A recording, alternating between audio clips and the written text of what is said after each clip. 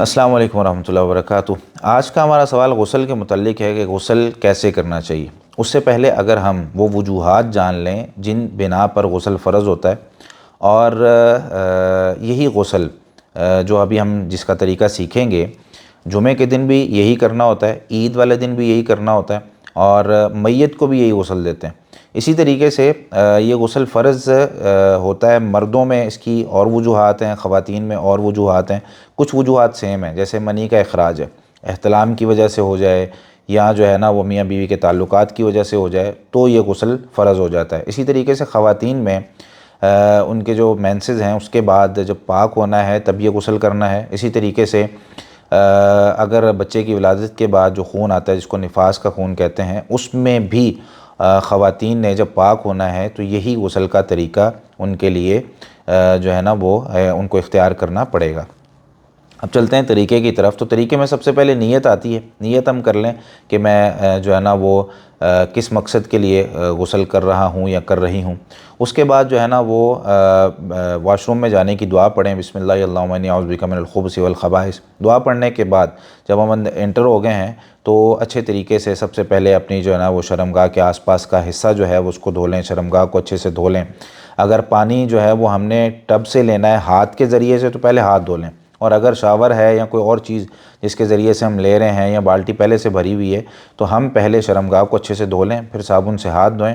اور ہاتھ دھونے کے بعد پھر اب ہم نے نماز والا جو وضو ہے وہ کرنا ہے۔ نماز والا وضو کرتے ہوئے ہم نے اسی طریقے سے ہاتھ دھونے ہیں، کلی کرنی ہے، ناک میں پانی چڑھانا ہے اچھے طریقے سے اس کو اندر کھینچ کے، اور پھر جو ہے نا وہ اپنا چہرہ دھونا ہے، بازو دھونے ہیں۔ اس کے بعد جب سر کے مسح کی باری آئے گی نا تو سر کا مسح اس طریقے سے نہیں کرنا جس طرح ہم نماز میں کرتے ہیں، بلکہ اس میں ہم نے بالوں کی جڑوں تک نا پانی پہنچانا ہے۔ اب اس کا طریقہ کار یہ ہے کہ پانی ڈال کے سر پہ بالوں کی جڑوں تک پانی پہنچائیں، یا جو ہے نا وہ چلو بھر کے پانی کا اگر ہم ٹب سے یا بالٹی سے لے رہے ہیں تو اس کو سر پہ ڈالیں اور اچھے طریقے سے بالوں کا جو ہے نا وہ خلال کریں، جڑوں تک پانی پہنچائیں، کیونکہ غسل میں یہ بات یاد رکھیں پورے جسم کے ہر حصے کو تر ہونا بہت ضروری ہے۔ تو اچھے طریقے سے جو ہے نا بالوں کی جڑوں تک پانی پہنچائیں، اور اگر ویسے ہم شاور کے نیچے تھا پانی پہنچا لیا ہے تو 3 دفعہ چلو جو ہے نا وہ بھر کے ڈال لیں تاکہ سنت پر بھی ساتھ ساتھ عمل ہوتا رہے۔ اس کے بعد ہم نے جو ہے وہ اپنا غسل کرنا جو ہے مطلب سارے جسم پہ پانی بہانا ہے، اور پہلے اس میں دائیں جانب پہ پانی بہا لیں۔ شاور کے نیچے ہیں تو پہلے اپنا دایاں حصہ تھوڑا آگے کر لیں، اگر ٹب سے کر رہے ہیں یا کسی اور چیز سے تو پہلے مگ بھر کے اپنے دائیں جانب پانی بہا لیں، اس کے بعد اپنے بائیں جانب، اور اس کے بعد پھر آپ نے صابن شیمپو جو بھی لگانا ہے وہ لگائیں اور اپنے جسم کو اچھے طریقے سے صاف کر لیں اور دھو لیں۔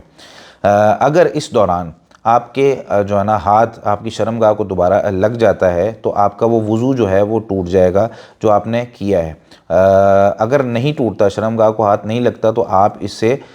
نماز بھی پڑھ سکتے ہیں، اور باقی جتنے بھی کام وضو یعنی جتنے کاموں میں وضو ضروری ہوتا ہے وہ سارے کام اس کے ساتھ کیے جا سکتے ہیں، یہ وضو آپ کا قائم ہے۔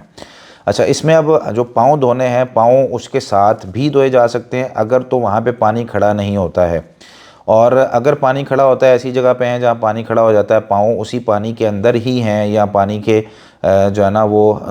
اس پہ قطرات لگ رہے ہیں اور پانی وہاں پہ جمع ہے، چھینٹیں پڑ رہے ہیں، تو پھر کیا کرنا ہے، تھوڑے سے الگ ہو گئے وہاں سے پاؤں دھو لیں اچھے طریقے سے۔ اس کے بعد جو ہے نا وہ ہم، اور خواتین کے لیے ایک رخصت بھی موجود ہے، اگر انہوں نے بال